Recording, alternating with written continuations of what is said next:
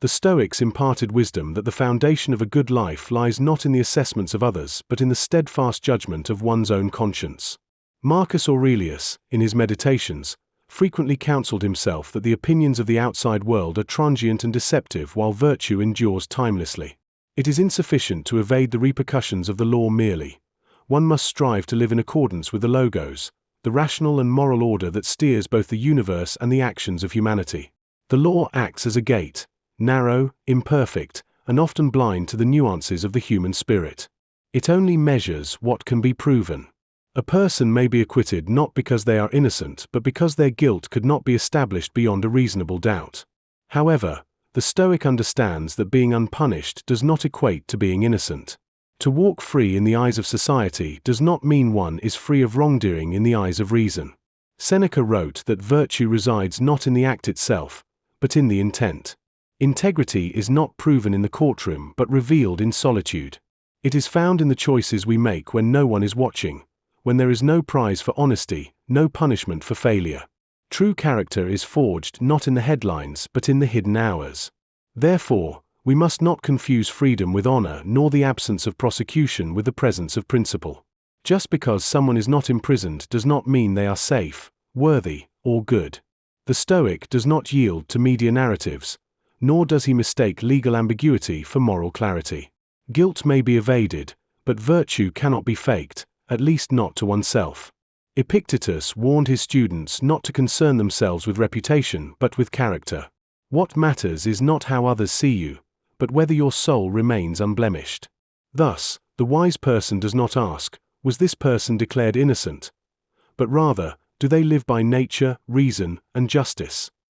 In a world captivated by optics and loopholes, the Stoic path is one of unrelenting inner scrutiny. We do not celebrate those who merely avoid censure. We hold high those who do right even when the world misunderstands them, even when no one ever knows. Virtue is its reward. Conscience is its tribunal. Let us not forget, it is better to be unjustly accused and live honorably than to be falsely praised and live in silent disgrace. We live in an era defined less by thoughtfulness and more by allegiance. When accusations arise, tribal instincts take over. One camp shouts them down as slander, the other exalts the accused as martyrs. The Stoic, however, does not succumb to these tribal instincts. They seek clarity and reason, not blind allegiance.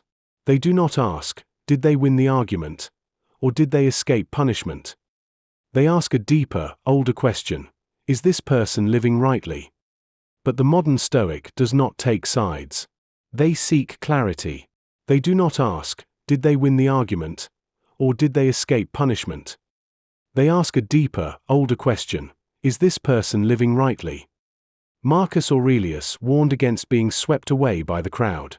The opinion of 10,000 men is of no value if none of them know anything about the subject, he reminded himself.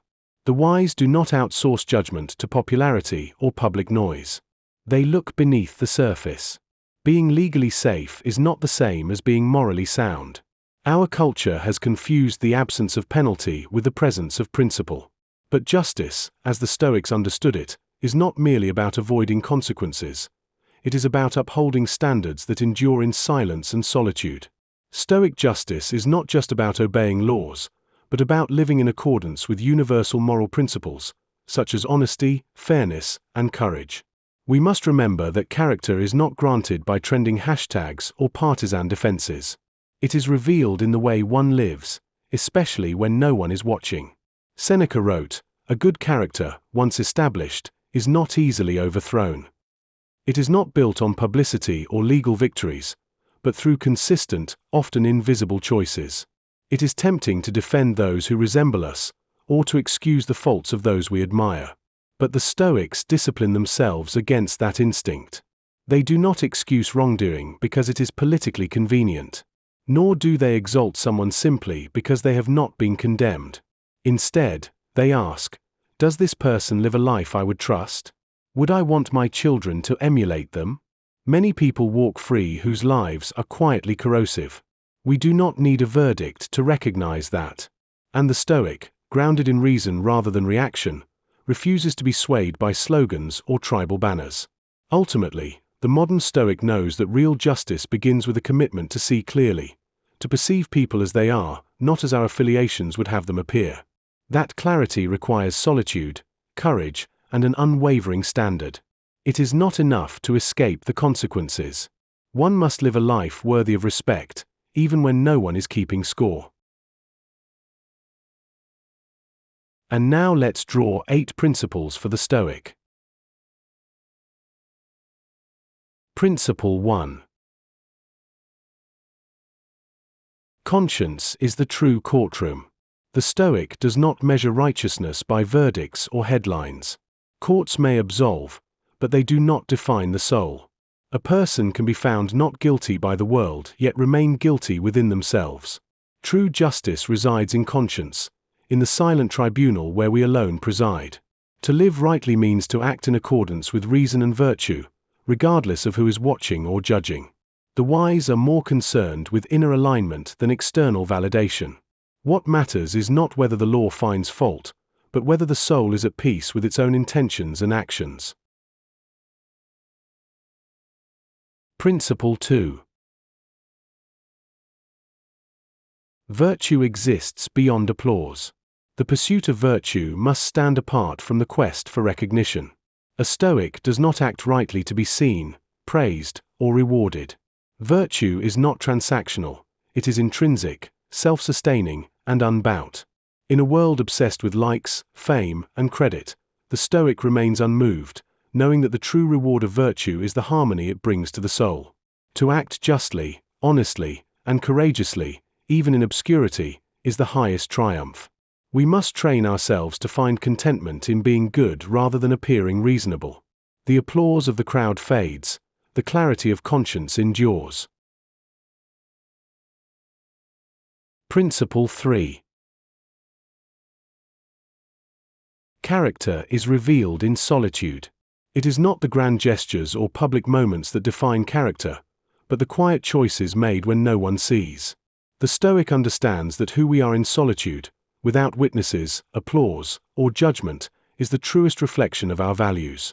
Integrity is forged in silence, in the decision to tell the truth when it brings no benefit, to act rightly when no one would ever know otherwise. Virtue does not require an audience. In fact, it thrives without one. If your actions remain consistent in both public and private, then your character has achieved something rare and real. Principle 4. Reputation is not reality. The Stoic draws a sharp line between how a person is perceived and who they actually are. Reputation is the echo of others' opinions, shaped by bias, ignorance, and fleeting attention. It can elevate the corrupt and overlook the just. But true character is immune to public illusion. A person praised by the crowd may be hollow inside, another condemned may walk in quiet virtue. What matters is not public perception but moral reality. Live in such a way that your conscience respects your life, regardless of whether your name is honored or forgotten. Truth is not always popular, and that is irrelevant. Principle 5. Be suspicious of tribal comfort. It is easy to defend those who share your identity, beliefs, or cause. It is tempting to excuse wrongdoing when it benefits your side. But the Stoic does not bend morality to suit affiliation. Justice is not tribal, it is universal. If you would condemn a deed in an enemy, you must condemn it in a friend. The wise do not twist facts to protect their own. Allegiance to truth must rise above loyalty to any faction. To think clearly, one must resist the urge to defend simply because of emotional proximity. The Stoic judges action, not association. Principle 6. Ask deeper questions. Rather than asking if someone avoided consequences, the Stoic asks whether they live in accordance with virtue. Winning an argument or dodging punishment means nothing if a person's life is misaligned with truth, justice, and integrity. Do not be distracted by technicalities or loopholes. Ask, would I entrust this person with power? Would I want my children to emulate them? Do they live as one governed by reason, or by impulse and vanity? These are the questions that lead to absolute clarity. Surface victories are easy.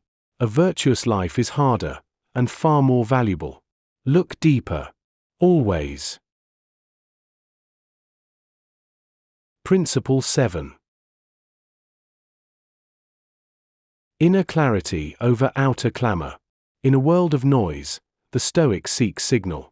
Crowds shout, trends shift, and public sentiment turns like the wind. But wisdom is found in the quiet mind that resists being pulled by the frenzy. The Stoic cultivates stillness, a space to think without being hijacked by headlines or hashtags. True clarity does not come from consensus but from disciplined introspection. The wise examine the world, but are not absorbed by it. They maintain their footing in reason while others are swept away by reaction. To see clearly, one must first detach. Let others chase spectacle. The Stoic chases truth. Principle 8. Justice begins with the self. Before we can demand righteousness from others, we must be sure we live rightly ourselves. The Stoic does not point fingers easily. They begin with inward scrutiny. Hypocrisy is a poison, expecting justice from others while excusing oneself. To live honorably means applying the same standard to your own life that you apply to the world. Do not seek to correct others before your own house is in order. Let your actions be your first argument for justice. The moral high ground is not claimed. It is earned daily through quiet discipline and relentless honesty with oneself.